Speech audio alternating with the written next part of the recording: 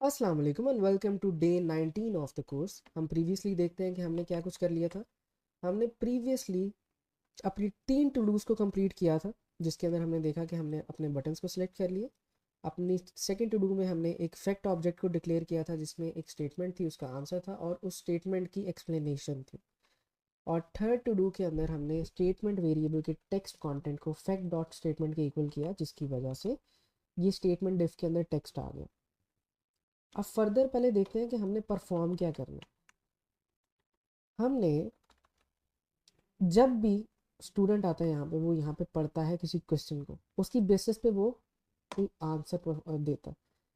हमने करना क्या है, हमने कुछ फंक्शंस लिखने हैं जिसकी वजह से ये पता चल सके कि ये जो ट्रू की वैल्यू है, अगर हमारे फैक्ट डॉट ऑब्जेक्ट की ट्रू की वैल्यू के साथ मैच करती है और अगर आंसर करेक्ट है तो ये ग्रीन हो, अगर तो आंसर करेक्ट है तो ग्रीन हो, अगर आंसर रॉन्ग है तो रेड हो। यानी कि इसका जो आंसर है, हमें पता है इसका आंसर फॉल्स जो है वो करेक्ट है। अगर फॉल्स पे क्लिक करता हूँ तो ये ग्रीन होता है, अगर मैं ट्रू पे क्लिक करता हूँ तो ये रेड होता है। दूसरी चीज़ क्या, तो पहली चीज़ क्या है, पहली चीज़ ये है कि एक फंक्शन जो चेक करे कि बटन की वैल्यू अगर मैच करती है आपके फैक्ट डॉट आंसर से तो ट्रू रिटर्न हो।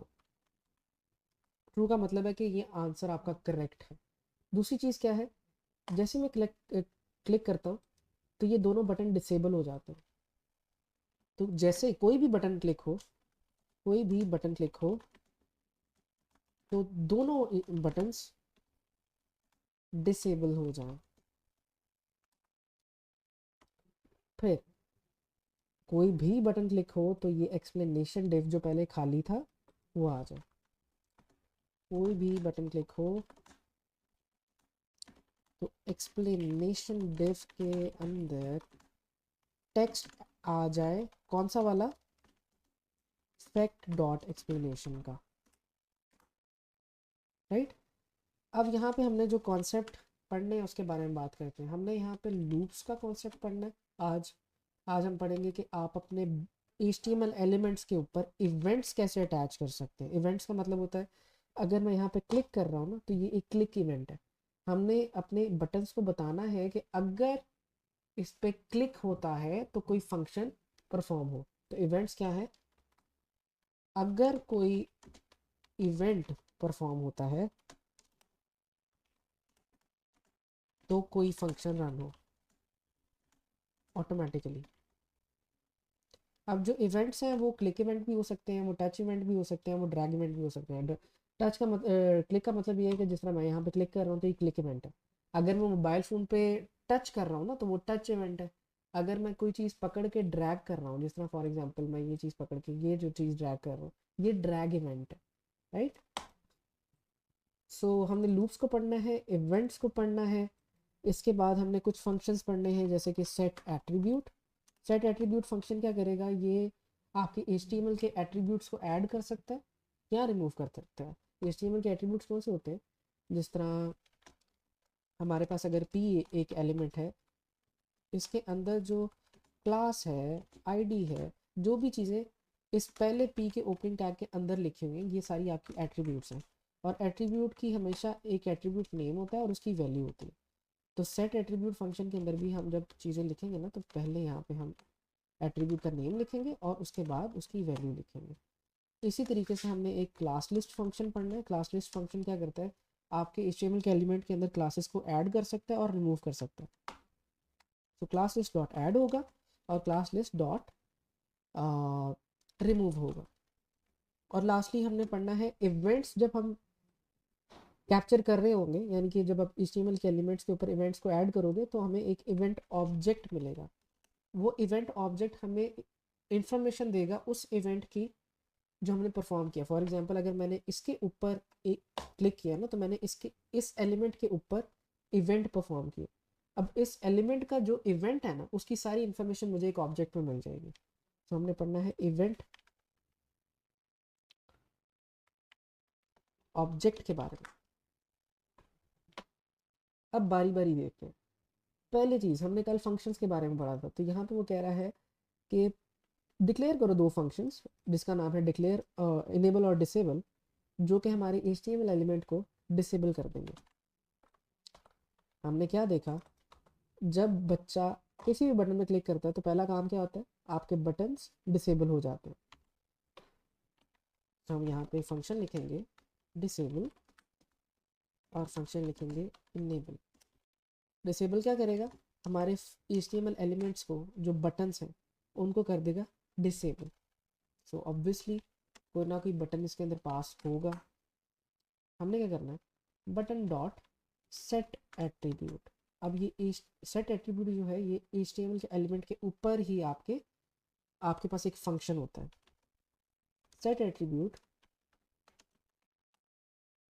डिसेबल्ड और ये एम्प्टी, मतलब कि सिर्फ सेकंड वैल्यू जो सी है इसकी कोई भी नहीं होगी। अब ये क्या है इसके बारे में बात करते हैं। अगर मैं जाता हूँ ना अपने इस बटन पे, अभी ये इनेबल है, मैं इस पर क्लिक कर सकता हूँ। अगर मैं इसको सिलेक्ट करता हूँ और यहाँ पे एक नया एट्रीब्यूट ऐड कर देता हूँ, एडिट एज HTML, यहाँ पे मैं नया एट्रीब्यूट ऐड कर रहा हूँ डिसेबल्ड। अब मान के चलने वाली बात ये है, ये नेम भी एक एट्रीब्यूट है, ये वैल्यू भी एक एट्रीब्यूट है, और ये ट्रू और ये ट्रू, इन दोनों एट्रीब्यूट्स की वैल्यूज है। डिसेबल्ड की कोई वैल्यू नहीं होती। तो जैसे ही मैं इसको एंटर करता हूँ और दोबारा देखता हूँ,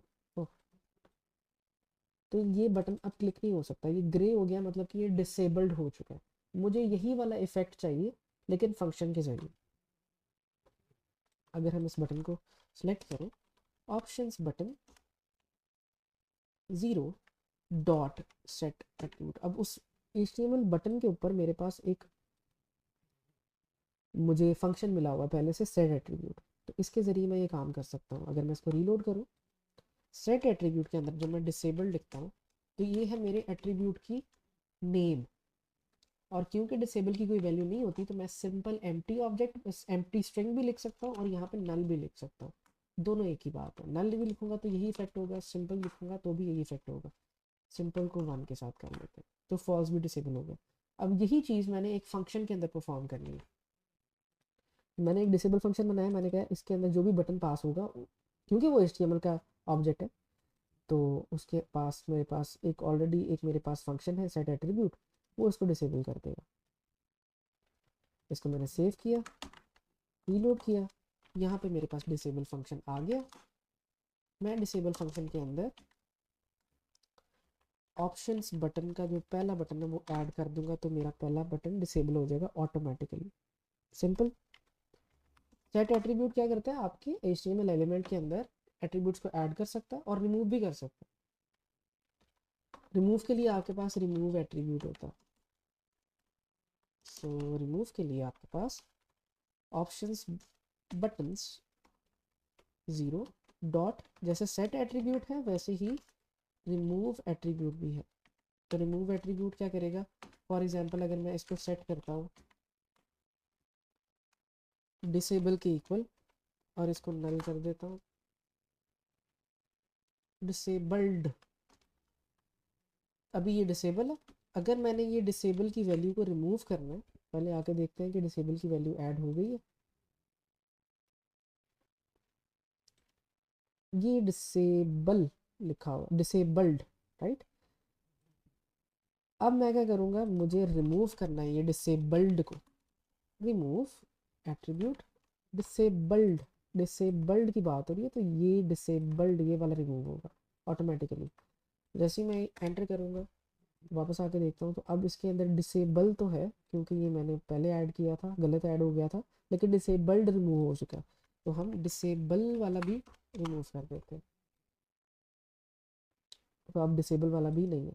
अच्छा, एक दूसरी चीज़ ये है कि रिमूव एट्रीब्यूट के अंदर आपको सेकंड जो वैल्यू है वो देने की ज़रूरत नहीं है, क्योंकि आप पूरा एट्रीब्यूट रिमूव कर रहे हो तो उसकी वैल्यू ऑटोमेटिकली रिमूव हो जाएगी। तो एक बार इसको दोबारा करते हैं, set attribute disabled, remove attribute disabled.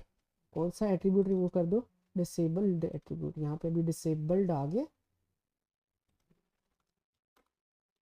अब मैंने डिसेबल्ड को रिमूव कर दिया। सो पहली टू डू तो हो गई। इसी तरीके से दूसरी टू डू को भी परफॉर्म कर लेते हैं। इस इनेबल के अंदर भी एक बटन जाएगा जो बटन के अंदर रिमूव कर देगा एट्रीब्यूट को डिसेबल्ड। अब नेक्स्ट क्या टू डू है, आपने एक फंक्शन डिक्लेयर करना है जो कि चेक करेगा कि जो ये वाली वैल्यू है, ये वाली ट्रू या फॉल्स जो वैल्यू है, ये क्या आपके फैक्ट ऑब्जेक्ट के आंसर के साथ मैच करती है। अगर तो करती है तो ये ट्रू रिटर्न करे, अगर नहीं करती तो फॉल्स रिटर्न करे। सो फंक्शन इज करेक्ट के अंदर एक गेस जाएगी। अगर ये गेस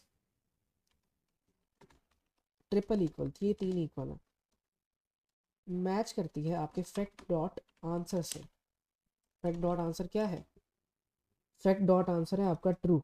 अगर ये इस आंसर से मैच करती है तो रिटर्न कर दो ट्रू। अगर मैं इसको चेक करूँ ना यहाँ पे, तो बेसिकली अगर मेरा बटन का आंसर है ट्रू तो ये बेसिकली मैच कर रही है ट्रू से, तो ट्रू इक्वल टू जो होता है वो ट्रू रिटर्न करता है।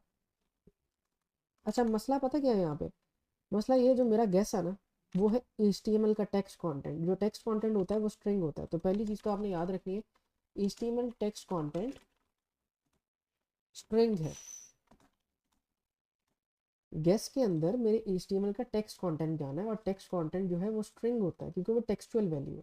लेकिन जो फैक्ट डॉट आंसर है ना, अगर आप यहाँ पे देखो तो ये बूलियन है और हम यहाँ पे तीन इक्वल का यूज़ कर रहे हैं। तीन इक्वल हमारी वैल्यू को भी चेक करता है और टाइप को भी चेक करता है। वो वैल्यू चेक करेगा, वो कहेगा ये भी ट्रू है, ये भी ट्रू है, ओके।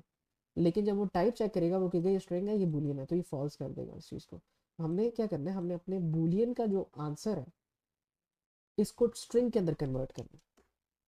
एक तरीका तो ये है कि आप यहाँ पे इसको स्ट्रिंग पे लिख लो, ठीक है, ये तो बिल्कुल सिंपल तरीका है। लेकिन हम यहाँ पे देखते हैं कि इसको बूलियन को हम स्ट्रिंग में कैसे कन्वर्ट कर सकते हैं। तो इसको करने के लिए आप सिंपल लिखोगे टू स्ट्रिंग फंक्शन को। अब ये क्या करेगा, टू स्ट्रिंग फंक्शन इस बूलियन को पहले स्ट्रिंग के अंदर कन्वर्ट कर देगा। सो अगर ये फॉल्स होगा तो इसको ये ऐसे लिख देगा, अगर ट्रू होगा तो फॉर एग्जाम्पल अगर ट्रू है तो इसको ये ऐसे लिख देगा। तो अब क्या आ गया यहाँ पे, true string triple equal true string. तो इसका क्या रिटर्न आएगा, इसका तो ऑब्वियसली ट्रू ही रिटर्न होगा ना। तो इसको हम लिख देते हैं, अब सेव करते हैं। अब अगर हम अपने ब्राउज़र पे आते हैं, एक दफ़ा दोबारा से अपने फंक्शन को देख लेते हैं। अगर यहाँ पे ट्रू का स्ट्रिंग जाएगा तो फैक्ट डॉट आंसर के साथ ये मैच होगा। फैक्ट डॉट आंसर क्या है, ट्रू।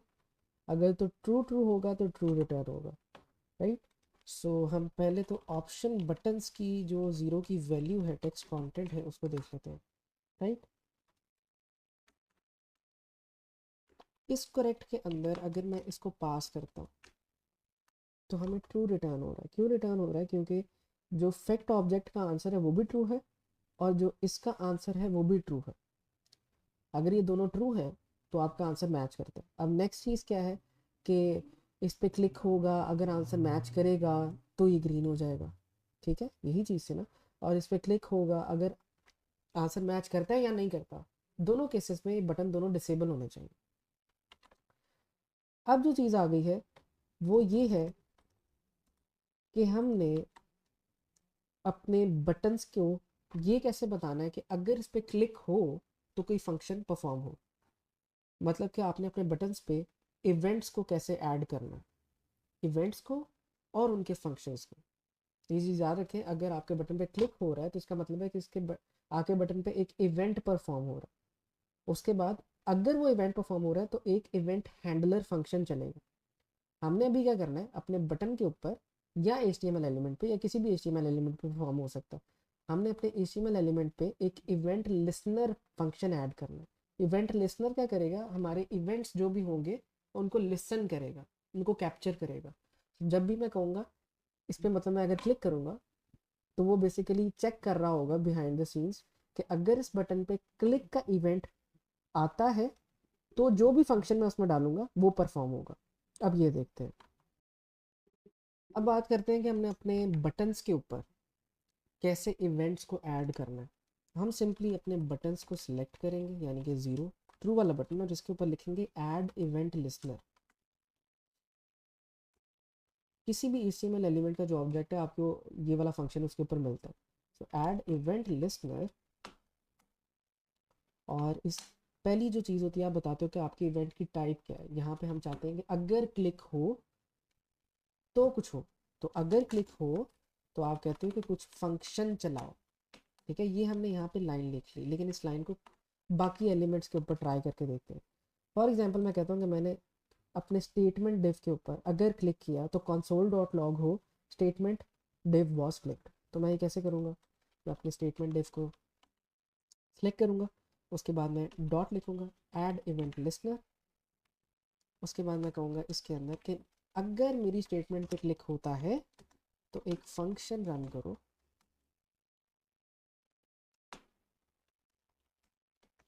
अगर क्लिक होता है तो एक फंक्शन रन करो जिसके अंदर आप बोल रहे हो console dot log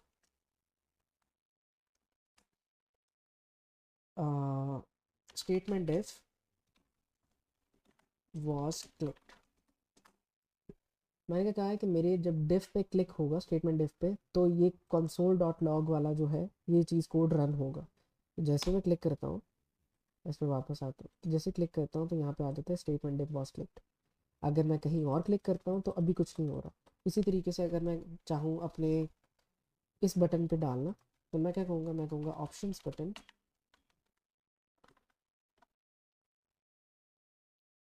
option buttons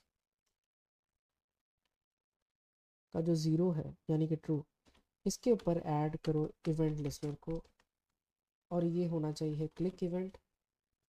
अच्छा, आपके पास इवेंट भी डिफरेंट डिफरेंट किस्म के होते हैं। आपके पास डबल क्लिक इवेंट भी हो सकता है, माउस ओवर इवेंट है, पॉइंटर इवेंट्स होते हैं, आपके पास टच इवेंट होते हैं, ड्रैग एंड ड्रॉप इवेंट्स होते हैं, डिफरेंट इवेंट्स हैं, आप देख सकते हैं बाद में MDN के ऊपर।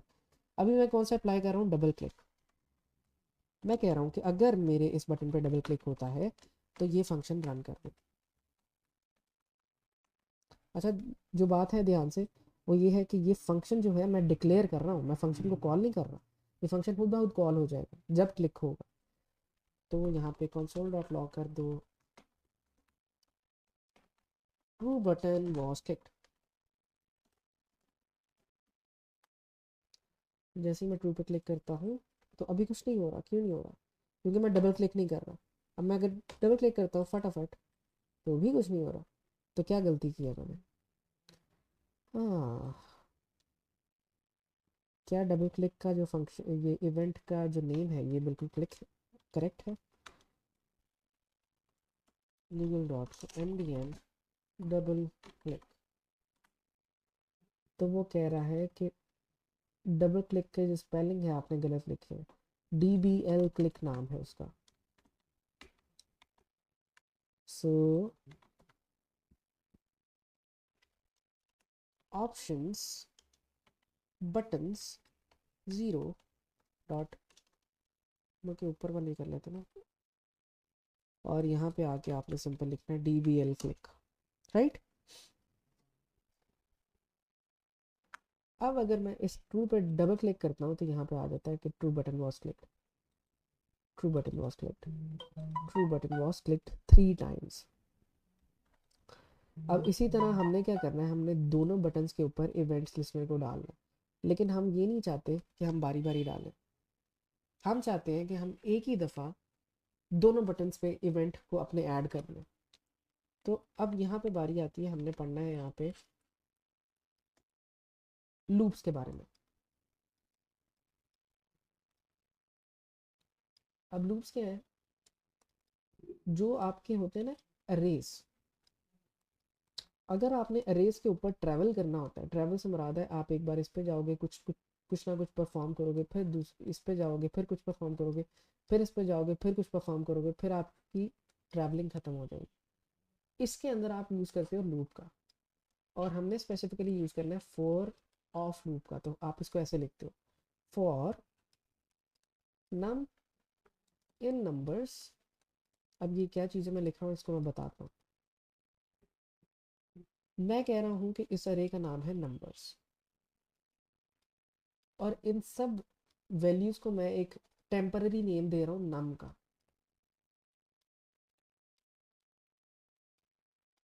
अब ये फोर लूप क्या करेगी, ये बारी बारी मेरी नंबर्स अरे के ऊपर ट्रैवल करेगी और सारे नम के ऊपर कुछ ना कुछ परफॉर्म करेगी। फॉर एग्जांपल मैं कहता हूँ कि आपने कंसोल डॉट लॉग करना है नम को।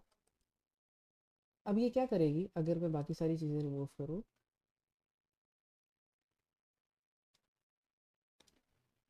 ये अरे के ऊपर जाएगी पहले नम के ऊपर। ठीक है, मैंने हर जो वैल्यू है उसको एक टेम्परेरी वेरिएबल नेम दी है, इसको मैंने नाम कहा है, इसको मैं कुछ और नेम भी दे सकता हूँ, आपकी मर्जी है। ये फोर लूप पहले जाएगा पहली नाम पे, इस पे ये वाला कोड चलाएगा console डॉट लॉग नाम, मतलब यहाँ पे नम की वैल्यू है 1, राइट नाउ 1। फिर जब आपकी ये ब्लॉक का कोड खत्म हो जाएगा, ये दूसरे नम पे जाएगा। अब नम की वैल्यू है 2, तो ये 2 को करेगा console डॉट लॉग, फिर ये 3 पे जाएगा, 3 को करेगा console डॉट लॉग, और फिर ये आगे जाएगा, ये चेक करेगा क्या आगे कोई नंबर है। अगर अरे की लेंथ ख़त्म हो जाएगी तो ये लूप रुक जाएगा। अब इसको प्रैक्टिकली परफॉर्म करते हैं। प्रैक्टिकली अगर उसको परफॉर्म करें तो क्या है कि अगर हमारे पास एक अरे है नंबर्स नाम की अरे है, अगर हम फोर लूप चलाते हैं for num of numbers console dot log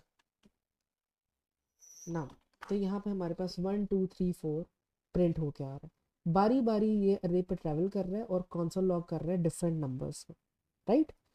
अब हमने इसी तरीके से हमने क्या करना है, हमने जो हमारे ऑप्शन बटन है ना असल में वो अरे के अंदर, हमने इन दोनों बटन पे ट्रैवल करना है बारी बारी और इन दोनों के ऊपर इवेंट को ऐड कर देना। ओके, सो हमने क्या करना है, हमने यहाँ पे लिखनी है फोर लूप। हमने कहना है for buttons button of option buttons,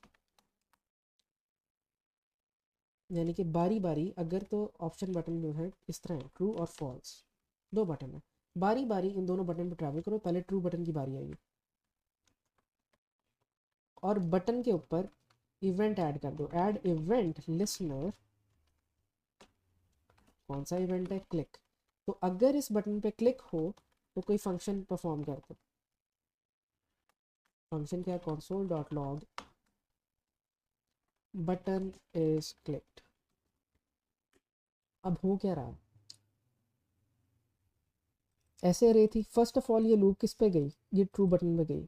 true button को मैंने टेम्परेरी नेम दिया बटन का, इसने ट्रू बटन के ऊपर ये इवेंट लिस्टनर डाल दिया। इसी तरीके से फिर ये गई दूसरे बटन पे, उसका नाम भी बटन था, उसके ऊपर भी इसने इस इवेंट लिस्टनर को डाल दिया। ये टेम्परेरी नेम है जो हम हर अरे के वैल्यू को देते हैं।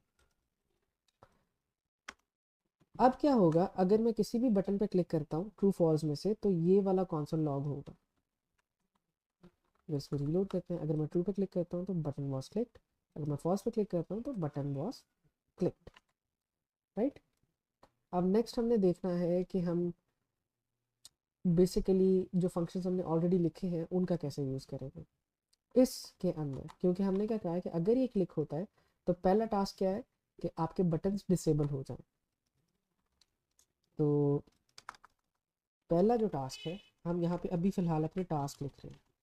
अगर बटन क्लिक हो, चाहे बटन आपका करेक्ट है या गलत आंसर है, दोनों बटन्स डिसेबल हो जाए। सेकेंडली चेक करो कि अगर आंसर करेक्ट है तो बैकग्राउंड कलर जो है बटन का ग्रीन हो जाए, नहीं तो रेड हो जाए, राइट। और थर्ड टास्क क्या है हमारा कि एक्सप्लेनेशन डिफ के अंदर टेक्स्ट कंटेंट आ जाए फैक्ट डॉट एक्सप्लेनेशन का।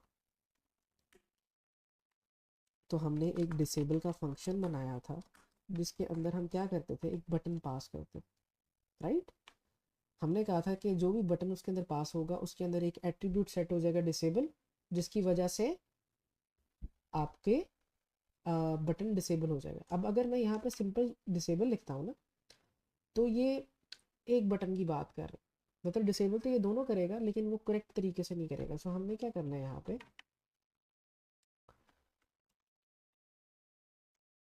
हमारी जो अरे है वो है ऐसे, दो बटन है। हम चाहते हैं कि जब कोई भी बटन क्लिक हो तो दोनों बटन डिसेबल हो जाए। तो हम दोनों बटन के ऊपर कहेंगे कि जब भी कोई भी बटन क्लिक हो, बेशक ट्रू हो या फॉल्स हो, दोनों बटन को ट्रैवल करो और दोनों बटन पे एट्रीब्यूट सेट करो। For btn of options button disable button. अब हो क्या रहा है, कोई भी बटन बेशक ट्रू या फॉल्स कोई भी अगर क्लिक होता है तो फॉर लूप चलाओ दोनों बटन्स पे और दोनों बटन को डिसेबल कर दो। अगर मैं सेव करके इसको टेस्ट करता हूँ, मैं ट्रू पे क्लिक कर रहा हूँ दोनों डिसेबल हो रहे हैं, अगर फॉल्स पे क्लिक कर रहा हूँ तो भी दोनों डिसेबल हो रहे हैं। तो पहला टास्क तो हमारा हो गया कंप्लीट। अब आती है दूसरे टास्क की, हमने करना है चेक अगर तो हमारा आंसर करेक्ट है तो बैकग्राउंड कलर ग्रीन हो जाए, नहीं तो रेड हो जाए। अब यहाँ पे पहली चीज़ तो ये है कि हमारा आंसर क्या है। आंसर हमारा है हमारे बटन की टेक्स्ट कंटेंट या वैल्यू। यहाँ पे हमने यूज़ करना है इवेंट ऑब्जेक्ट का, जिसके बारे में हमने शुरू में पढ़ा था कि हर जो इवेंट लिस्नर होता है ये आपको, क्योंकि ये इवेंट के बारे में इंफॉर्मेशन देगा तो ये आपको एक इवेंट ऑब्जेक्ट भी देता है। आपने इसको एक्सेस करने के लिए क्या करना होता है, हर फंक्शन जो है इवेंट लिस्नर का, ऐड इवेंट लिस्नर के अंदर जितने भी फंक्शन होते हैं इसके अंदर एक इवेंट ऑब्जेक्ट होता है। ये जो मैं इवेंट लिख रहा हूँ ये है इवेंट ऑब्जेक्ट। ये आपको इंफॉर्मेशन देता है उस उस एलिमेंट की जिसके ऊपर इवेंट परफॉर्म हो रहा है। तो हम फर्स्ट ऑफ ऑल क्या करते हैं, इवेंट को करते हैं कंसोल डॉट लॉग और देखते हैं कि ये क्या है। हम यहाँ पे दोबारा पढ़ते हैं, हम क्या कह रहे हैं, जब भी कोई बटन क्लिक हो दोनों बटन डिसेबल कर दो और इवेंट को लॉक कर दो, यानी कि उस इवेंट को जिसके ऊपर क्लिक किया जा रहा है। जैसे ही मैं इस पर क्लिक करता हूँ तो दोनों बटन डिसेबल हो जाते हैं और दूसरी चीज़ रन होती है, event object console dot log हो जाता है। अब मेरा इवेंट ऑब्जेक्ट किस पे हुआ था, ट्रू पे। तो वो कह रहा है कि जो आपके ट्रू बटन पे जो इवेंट की टाइप है वो क्लिक है, जो इवेंट की टाइप है वो क्लिक है। उसके बाद यहीं पे अगर आप आओगे तो यहाँ पे लिखा हुआ है टारगेट। टारगेट एक्सप्लिसिटली बताता है कि आपने इस बटन पे क्लिक किया, इस बटन पे आपने इवेंट को टारगेट किया। अगर मैं इस बटन पे होवर करता हूँ तो यहाँ पे आ जाता है वो ट्रू वाला बटन। अब इस बटन के अंदर हमारे पास डिफरेंट डिफरेंट वैल्यूज़ हैं, टेक्स्ट कंटेंट भी होगा हमारे पास। टेक्स्ट कंटेंट के अलावा एक वैल्यू की टाइप है, वैल्यू के अंदर ये वाला टेक्स्ट लिखा होगा। तो आपके पास वैल्यू भी है और इसके अलावा आपके पास टेक्स्ट कंटेंट भी है, उसका भी आप यूज़ कर सकते हो। तो टेक्स्ट कंटेंट भी ट्रू है, वैल्यू भी ट्रू है। इन दोनों में से आप कोई भी वैल्यू चेक कर लेके उसको अपने फैक्ट ऑब्जेक्ट के साथ कंपेयर कर सकते हो। हमने क्या करना है यहाँ पे, अपनी आंसर की वैल्यू को पहले तो करना है एक्सट्रैक्ट। Extract answer value. तो कैसे कर सकते हैं, हम सिंपली लिखेंगे हमारा जो गेस है वो है event dot target. Event target क्या हुआ, जिस पे मैंने क्लिक किया, यानी कि ये बटन। अब ये बटन जो है ये HTML ऑब्जेक्ट है, HTML ऑब्जेक्ट का टेक्स्ट कंटेंट भी होता है और HTML ऑब्जेक्ट की वैल्यू भी होती है। ठीक हो गया, तो मैं वैल्यू को यूज़ कर रहा हूँ। अगर आप इस टेक्स्ट कंटेंट का यूज़ करना चाहो तो वो भी कर सकते हो, दोनों करेक्ट है। अगर हम यहाँ पे गेस के ऊपर आते हैं अब और गेस को कौन सा लॉक करते हैं, इसको रीलोड करते हैं। अगर मैं ट्रू पे क्लिक करता हूँ तो ट्रू डिसेबल हो जाता है और यहाँ पे ट्रू कंसोल डॉट लॉग हो जाता है। अगर फॉल्स पे आता हूँ तो फॉल्स कंसोल लॉग हो जाता है। ये इसकी वैल्यू रिटर्न हो रही है। अब हमने क्या करना है, कंसोल लॉग करना है और इस गेस को कंपेयर करना है अपने फैक्ट डॉट आंसर के साथ। तो यहाँ पे तो अभी तो फिलहाल आएगा ट्रू। यहाँ पे तो कह रहे हैं क्या, अगर मेरी वैल्यू ट्रू है, आंसर क्या है मेरा, आंसर भी ट्रू है। तो यहाँ पे क्या मसला आ रहा है, यहाँ पे मसला ये आ रहा है कि स्ट्रिंग के अंदर कन्वर्टेड है, ये सारा कुछ ठीक है। चेक करते हैं क्या प्रॉब्लम आ रही है। अगर मैं ट्रू पे क्लिक करता हूँ तो आंसर आ रहा है फॉल्स, अगर मैं फॉल्स पे क्लिक करता हूँ तो आंसर आ रहा है फॉल्स, विच इज़ फाइन। अगर मैं ट्रू पे क्लिक करता हूँ तो आंसर आ रहा है ट्रू। क्यों आ रहा है? क्योंकि यहाँ पे जो मेरे फैक्ट डॉट आंसर की वैल्यू है वो है बूलियन। वो क्या रहा है, HTML की वैल्यू थी ट्रू, ये वाली जो वैल्यू है ये स्ट्रिंग है ट्रू, लेकिन जो जिसके साथ मैं कंपेयर कर रहा हूँ वो है ट्रू बूलियन का। तो इनकी वैल्यू तो सेम है लेकिन टाइप डिफरेंट है। जो हमने ऊपर बात की थी कि इसको पहले हमें ट्रू स्ट्रिंग में कन्वर्ट करना पड़ेगा। अब ये ट्रू हो गया और अब ये फॉल्स हो गया, ये दोनों चीज़ें अब करेक्ट होंगी। लेकिन हम क्या करेंगे, हम अपने फंक्शन का यूज़ करेंगे जो हमने पहले यहाँ पे यूज़ किया था। हम यहाँ पे कहेंगे इस करेक्ट और इसमें गैस ऐड कर देंगे। हमारा गैस क्या है, ये, ठीक है। तो गैस अगर मैं इस पर क्लिक करूँगा तो ट्रू आ जाएगा, अगर मैं फॉल्स पे क्लिक करूँगा, इसको सेव नहीं किया, अगर मैं ट्रू पे क्लिक करता हूँ, what, oh console dot log नहीं किया, कंसोल डॉट लॉग। अगर मैं ट्रू पे क्लिक करता हूँ तो ट्रू आ जाता है, अगर मैं फॉल्स पे क्लिक करता हूँ तो फॉल्स आ जाता है। अब हो क्या रहा है, इस करेक्ट के अंदर हम अपना गेस ऐड कर रहे हैं। हमारा गेस क्या है, या तो वो फॉल्स है और या फिर वो ट्रू है। जब इस करेक्ट में ट्रू या फॉल्स की वैल्यू जाएगी तो यहाँ पे वो चेक करेगा, अगर तो ट्रू होगी तो वो ट्रू रिटर्न करेगा, अगर फॉल्स होगी तो फॉल्स रिटर्न करेगा, और हम उसको कंसोल डॉट लॉग कर रहे हैं। अब हमने क्या कहा था, नेक्स्ट चीज़ क्या है, अगर तो मैच करते हैं और मैच करते हैं तो ट्रू रिटर्न करो, तो अगर तो ट्रू है तो कलर ग्रीन हो जाए, नहीं तो रेड हो जाए। तो अगर की जब बात आ रही है तो हम यहाँ पे इफ एल्स का यूज करेंगे। हम लिखेंगे इफ इज करेक्ट गेस। अब इस ये जब इस चेक होगा तो क्या रिटर्न होगा, ट्रू रिटर्न होगा। अगर मैं ट्रू पे क्लिक करता हूँ और अगर फॉल्स पे क्लिक करता हूँ तो फॉल्स रिटर्न होगा। तो इज करेक्ट फंक्शन के अंदर अगर मेरा गेस आता है और अगर तो ये ट्रू आता है तो क्या करो भाई, ये वाले ब्लॉक का कोड रन करो, नहीं तो एल्स वाले ब्लॉक का कोड रन करो। इफ आंसर इज ट्रू तो यहाँ पे अब हमने क्लास लिस्ट का ऐड करना है। अगर आंसर ट्रू है तो मेरे HTML एलिमेंट के अंदर क्लास लिस्ट ऐड कर दो, यानी कि क्लास ऐड कर दो करेक्ट की।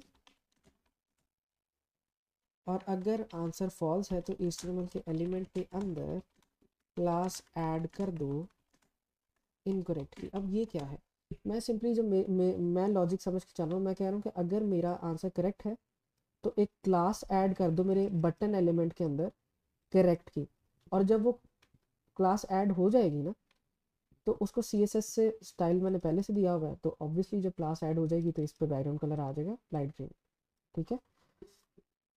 और अगर क्लास ऐड होगी इनकरेक्ट तो ऑटोमेटिकली इसका कलर चेंज हो जाएगा, क्योंकि मैंने इनकरेक्ट क्लास के अंदर लाइट पिंक कलर ऐड किया हुआ है। इसको रेड भी कर सकते हैं।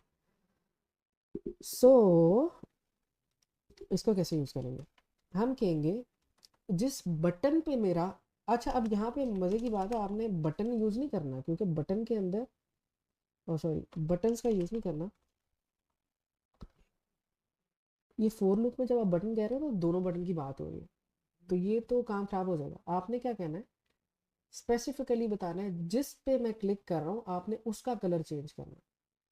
तो यहाँ पे आप इवेंट डॉट टारगेट का यूज़ कर सकते हो। आप कहोगे जिस इवेंट पे मैं क्लिक कर रहा हूँ, यानी कि जिस बटन पे मैं इवेंट परफॉर्म कर रहा हूँ, event dot target. For example अगर मैं ट्रू पे क्लिक कर रहा हूँ तो ये मेरा इवेंट डॉट टारगेट है। आपने इवेंट डॉट टारगेट के ऊपर क्लास लिस्ट डॉट ऐड, ये क्या करेगा, इवेंट डॉट टारगेट, जब मैं करूँगा इस पर क्लिक तो मेरे पास ट्रू का HTML बटन आ जाएगा, फिर उस HTML बटन के ऊपर मेरे पास क्लास लिस्ट का फंक्शन है, उसके ज़रिए मैं क्लासेस ऐड करूँगा। तो मैं कौन सी क्लास ऐड करूँगा? Correct class. और इसी तरह अगर इनकरेक्ट आता है तो इनकरेक्ट क्लास को ऐड कर दो। अगर रीलोड करते हैं तो ये डिसेबल भी हो रहे हैं अब। और अगर आंसर करेक्ट है तो वो ट्रू कर रहा है, अगर आंसर गलत है तो फॉल्स कर रहा है, राइट।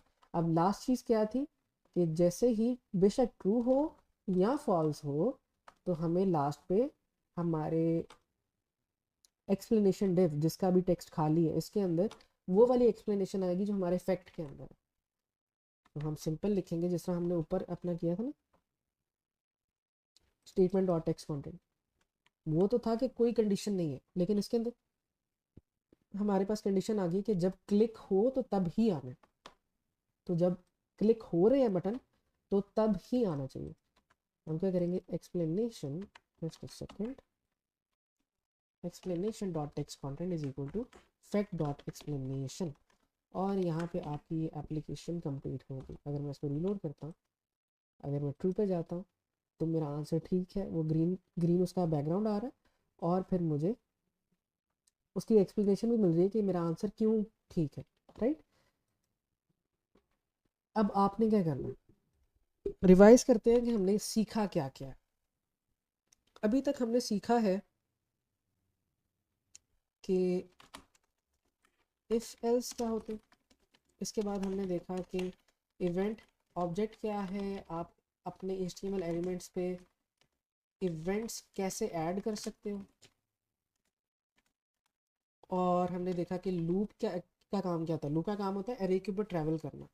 और हमने क्या किया, हमने बटन्स के ऊपर ट्रैवल किया, उसके ऊपर एक ही दफ़ा दोनों के ऊपर इवेंट्स लगा दिए, क्योंकि हो सकता है कि हमारे पास हज़ारों बटन हो तो हम बारी बारी तो उस पर इवेंट नहीं लगाएंगे, हम लूप के यूज़ करेंगे।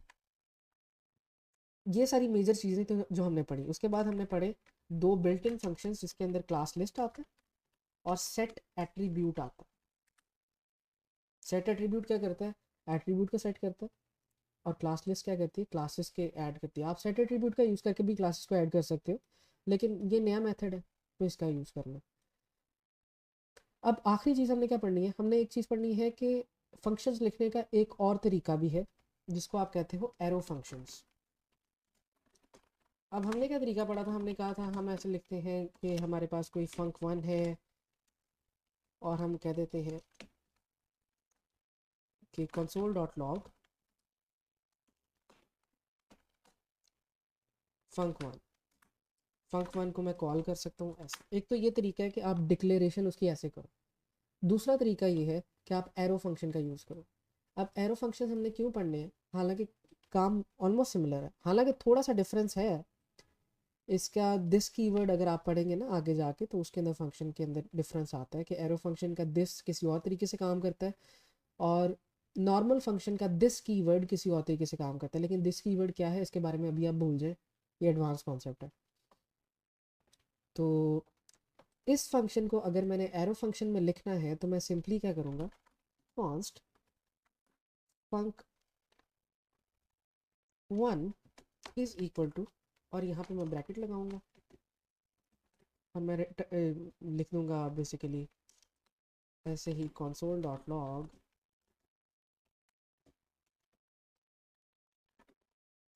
फंक1। अब अगर मैं इस फंक1 वेरिएबल को कॉल करता हूँ तो फंक1 console डॉट लॉग हो जाता है। अब फ़र्क क्या आ गया कि वो वाला फंक्शन मैं फंक्शन की स्टेटमेंट के साथ डिक्लेयर कर रहा था, ये वाला फंक्शन मैं वेरिएबल्स के थ्रू डिक्लेयर कर रहा हूँ। क्या कर रहा हूँ मैं, स्क्वायर सर्कल ब्रैकेट्स लगा रहा हूँ और ये एरो है जो एरो फंक्शंस कहता है इसको, ये एरो जो है ये फंक्शन कॉल कर रहा हूँ। दोबारा बनाते हैं, इसकी थोड़ी सी चेंजेस आते हैं कि इसमें पैरामीटर्स कैसे ऐड करने हैं। तो फंक 2 है, अगर अगर मैं चाहता हूँ कि इसके अंदर मैंने पैरामीटर ऐड करना है तो मैं ऐसे ऐड कर सकता हूँ, रिटर्न कर दो ये वाले नंबर को 2 से मल्टीप्लाई करके। तो फंक 2 को अगर मैं कॉल करूँगा 2 के साथ तो 4 रिटर्न हो जाएगा। अच्छा, अगर आपका पैरामीटर एक है, सिंबल है, एक एक पैरामीटर है आपका, तो आपको ये ब्रैकेट्स लगाने की ज़रूरत नहीं है। तो फंक 3 भी अगर हम कॉल करेंगे ना, इसमें 2 ऐड करेंगे तो यही आएगा। लेकिन अगर आपके पैरामीटर ज़्यादा हैं यानी कि अगर num1 है यहाँ पे और num2 है तो आपको ब्रैकेट का यूज़ करना पड़ेगा। अब मैं क्या कह रहा हूँ, num1 को मल्टीप्लाई कर दो num2 से, सो func3 5 और 6 ये दोनों मल्टीप्लाई हो गए। अब लास्ट चीज़ क्या है, अगर आप सिंगल वैल्यू रिटर्न कर रहे हैं, मतलब कि आपकी सिंगल एक लाइन है का कोड है, अगर आपने एक लाइन का कोड रिटर्न करना तो आपको ये ब्रैकेट्स लिखने की भी ज़रूरत नहीं है। आपका एरो डायरेक्टली इस चीज़ को रिटर्न कर देता है। रिटर्न करने का मतलब क्या है कि ये चीज़ कोई वैल्यू रिटर्न करेगी और वो वैल्यू इसमें सेव हो जाएगी func3 के अंदर। func3 को अगर मैं कॉल करता हूँ तो अभी ये, हाँ नॉट नंबर, ठीक है। अब ये 6 मुझे रिटर्न कर रहा है। रिटर्न का कैसे पता लगता है, ये वाला जो सिंबल है ये बताता है कि कोई चीज़ रिटर्न हो रही है कि नहीं हो रही। सो अगर रिटर्न हो रही है तो इसको मैं अगर फर्स्ट डॉट नंबर के इक्वल करूँगा तो ये फंक्शन क्या रिटर्न करेगा, कुछ ना कुछ वैल्यू। सो 2 × 3 6, 6 रिटर्न करेगा और इसको नम के अंदर स्टोर कर देगा, नम। अब बात आते हैं कि हमने एरो फंक्शंस को यूज़ कहाँ पे करना है। इवेंट लिसनर के अंदर जब आप फंक्शन को यहाँ डिक्लेयर करते हो ना, तो इट इज़ बेस्ट प्रैक्टिस कि आप एरो फंक्शंस का यूज़ करो, ठीक है।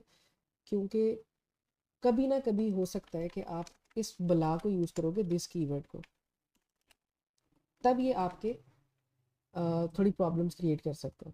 अभी आप दिस कीवर्ड के बारे में तो नहीं पढ़ेंगे, लेकिन शुरू से अपनी बेस्ट प्रैक्टिस रखें कि आपने फंक्शन, जब इवेंट लिसनर का यूज़ करना है तो उसके अंदर फंक्शन आपने ये वाला नहीं डिक्लेयर करना, आपने एरो फंक्शन को डिक्लेयर करना है। सो ऐसे कुछ, और इसके अंदर इवेंट था बस।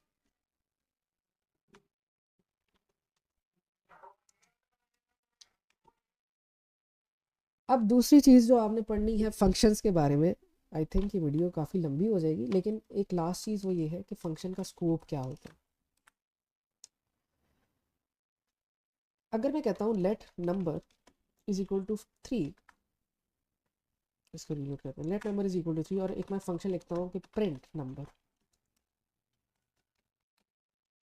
और मैं कहता हूँ इस फंक्शन के अंदर let number is equal to 6 console dot log number.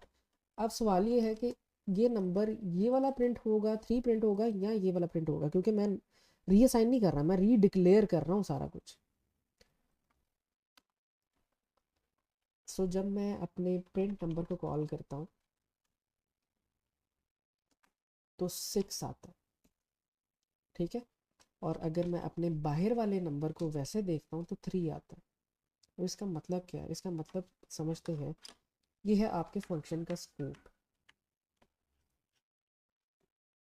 जब भी आप, एक होता है आपका ग्लोबल फंक्शन, ग्लोबल फंक्शन वो होता है जो आप यहाँ पे वैसी चीज़ें लिखते हो ना, यानी कि अगर आप लिखते हो लेट नाम, ये आपका ग्लोबल फंक्शन के अंदर ऐड हुआ।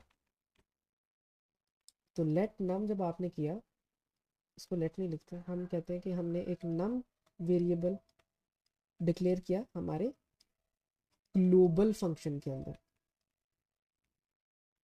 ग्लोबल फंक्शन इसको कह सकते हो आप, या इसको आप विंडो, विंडो भी कह सकते हो, या विंडो ऑब्जेक्ट भी कहते हैं इसको। अब ग्लोबल फंक्शन के अंदर आपने क्या डिक्लेयर किया, एक वेरिएबल जिसकी वैल्यू थी 3, वेरिएबल का नाम क्या था, नम। मैं एक नया फंक्शन क्रिएट करता हूँ जिसका नाम है प्रिंट नम, उसके अंदर मैं एक नया वेरिएबल डिक्लेयर करता हूँ नम, और इसको लिख देता हूँ 6। अब समझने वाली बात यह है, हर फंक्शन का अपना स्कोप है, जो वेरिएबल डिक्लेयर होंगे वो उसके अपने अपने होंगे, ठीक है। लेकिन डिफरेंस क्या है, अब यहाँ पे अगर देखो तो ये ग्लोबल फंक्शन जो है ये है आपका पेरेंट फंक्शन,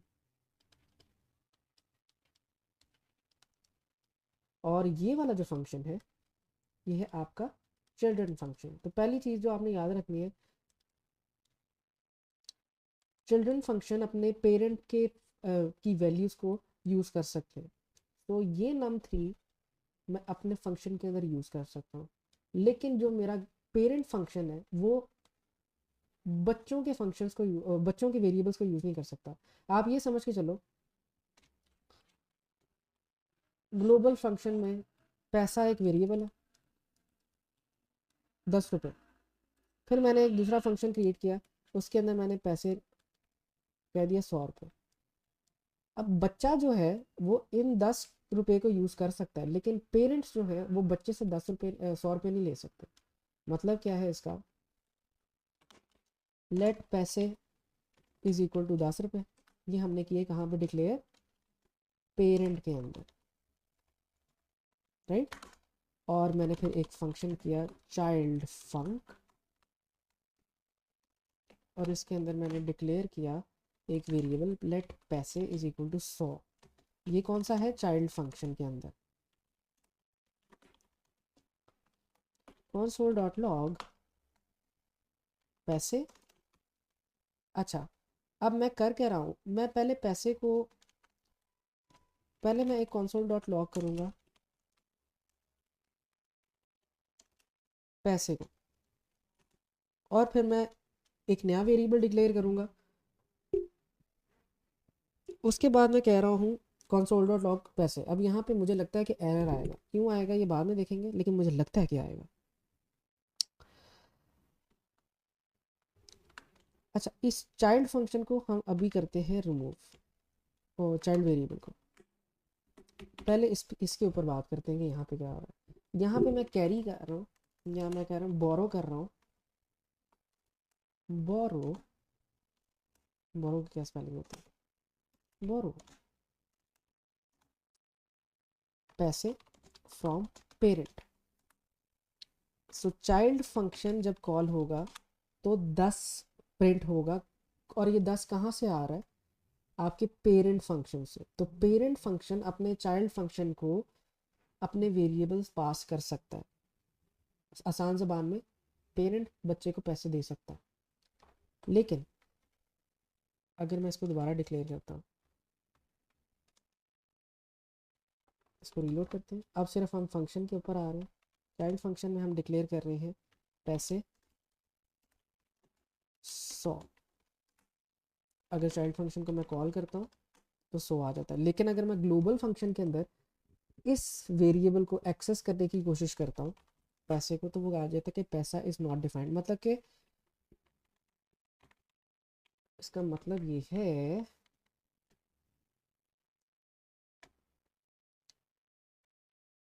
जब मैं कहता हूँ पैसे 10, ये है पेरेंट के, और मैं अपने चाइल्ड फंक्शन को कॉल, चाइल्ड फंक्शन के ऊपर कहता हूँ console डॉट लॉग पैसे, तो ये चाइल्ड फंक्शन ये वाले पैसों का यूज़ कर सकता है। लेकिन जब मैं कहता हूँ नया फंक्शन और इसके अंदर पैसे 100, और console डॉट लॉग 100, और बाहर मैं ग्लोबल फंक्शन के अंदर कहता हूँ ये चाइल्ड फंक्शन है दोबारा से, और ये जो है ये पेरेंट है। अगर मैं, मेरे पास पैसे हैं चाइल्ड फंक्शन के अंदर, और मैं इसको console लॉग करता हूँ, तो ये हो जाएंगे। लेकिन बाद में अगर पेरेंट्स चाइल्ड के पैसे लेना चाहें तो ये यहाँ पे जाके पैसे नहीं ले सकते, एरर आ जाएगा। सिंपल मकसद क्या है बताने का, पेरेंट फंक्शन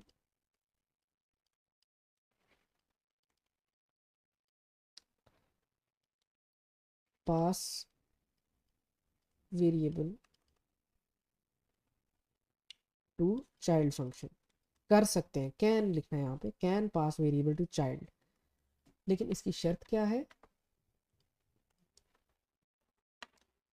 अगर तो चाइल्ड के पास पहले ही पैसे होंगे तो फिर वो अपने पेरेंट के पास नहीं जाएगा। यानी कि लेट पैसे, भाई पेरेंट के पास 1000 रुपये, फंक्शन बच्चे के पैसे,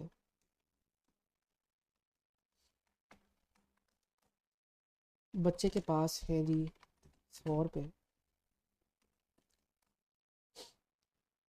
और कंसोल डॉट लॉग करते हैं पैसे। अब यहाँ पे बात हो रही है क्या बच्चा, यहाँ पे बच्चे के पैसे आएंगे या पेरेंट के। देखो अगर तो पैसे बच्चे के पास पहले से हैं तो बच्चे के पैसे ही आएंगे, अगर बच्चे के पास पैसे नहीं है तो पेरेंट के पैसे आएंगे। मतलब ये है अगर फंक्शन के अंदर पैसे का वेरिएबल पहले से डिक्लेयर्ड है तो फंक्शन उसको यूज़ करेगा, अगर नहीं डिक्लेयर्ड तो फिर पेरेंट के ऊपर जाके चेक करेगा कि क्या उसके अंदर ये वाला फंक्शन है और वेरिएबल है, अगर नहीं होगा तो एरर आ जाएगा।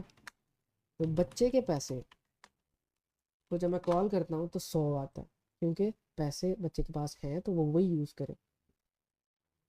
और जब मैं पैसे को वैसे कॉल करता हूँ तो 1000 आता है, क्यों? क्योंकि ग्लोबल फंक्शन जो है उसके अंदर पैसे वेरिएबल इक्वल टू 1000 है और मैं वैसे भी 100 को एक्सेस नहीं कर सकता क्योंकि पेरेंट जो है बच्चे के पैसे नहीं ले सकते। अब ये जो कॉन्सेप्ट है ना इसको कहते हैं स्कोप कॉन्टेक्स्ट। मतलब कि ग्लोबल जो फंक्शन है उसका भी एक घर है जिसके अंदर उसके पास कुछ वेरिएबल्स हैं, और जब आप एक फंक्शन नया बनाते हो तो उसका भी एक घर है जिसके पास कुछ वेरिएबल्स हैं। हर फंक्शन के अपने वेरिएबल्स हो सकते हैं और वो वेरिएबल सिर्फ उसी फंक्शन के लिए होंगे, लेकिन चाइल्ड फंक्शंस अपने पेरेंट फंक्शन से वेरिएबल्स को एक्सेस कर सकते हैं, लेकिन पेरेंट फंक्शन चाइल्ड फंक्शंस के वेरिएबल्स को एक्सेस नहीं कर सकते। अब ये जो जगह है ना ये वाली, इसको कहते हो आपकी ये स्कोप है। ठीक है, ये ग्लोबल फंक्शन स्कोप है, ये लोकल फंक्शन स्कोप है। लोकल मतलब कि चाइल्ड फंक्शन स्कोप, राइट। ये सारी चीज़ें थी जो आज के लेक्चर में आपने पढ़नी थी और आपका जो पार्ट 2 का प्रोजेक्ट है वो भी कंप्लीट हो गया है। हमने काफ़ी कुछ सीखा है इस लेक्चर के अंदर। आर एरेज ऑब्जेक्ट्स ट्रू करते हैं, अगर करेक्ट होगा तो ग्रीन आएगा, दोनों बटन डिसेबल होंगे और हमारी एक्सप्लेनेशन नीचे आ जाएगी। अगर फॉल्स होगा तो उसका बैकग्राउंड कलर रेड हो जाएगा, डिसेबल होंगे बटन और एक्सप्लेनेशन नीचे आ जाएगी। आई होप कि आपको इस लेक्चर की पूरी तरीके से समझ आई होगी। ये लेक्चर थोड़ा सा टफ है, इसको टाइम दें। जो हमने पूरा प्रोजेक्ट अभी किया है इसको ही दोबारा से परफॉर्म करें खुद 1-2 बार, ताकि चीज़ें आपको समझ आ जाए। लूप्स का यूज़ करें, इवेंट्स को ऐड करें, यूज़ करें, देखें कि स्कोप क्या होता है। इसके अलावा जो हमने नए फंक्शंस का यूज़ किया उनका यूज़ करें। आपकी एक्सरसाइज आज की यही है कि आपने इसी प्रोजेक्ट को दोबारा से खुद परफॉर्म करना है। आप फंक्शंस के नेम चेंज करें, आप ट्राई करें कि इसको किसी और तरीके से करने की ट्राई करें, यानी कि जिस तरह जो फ्लो मैंने यूज़ किया आप ये फ्लो ना यूज़ करें, आप कोई और फ्लो यूज़ करें। आप इस करेक्ट फंक्शन के अंदर ही ये सारी लॉजिक लिख सकते हैं, ठीक है, आपकी मर्जी है। सो आई होप कि आपको ये लेक्चर अच्छे से समझ आ गया होगा। With that said I will end this video. अल्लाह हाफिज़।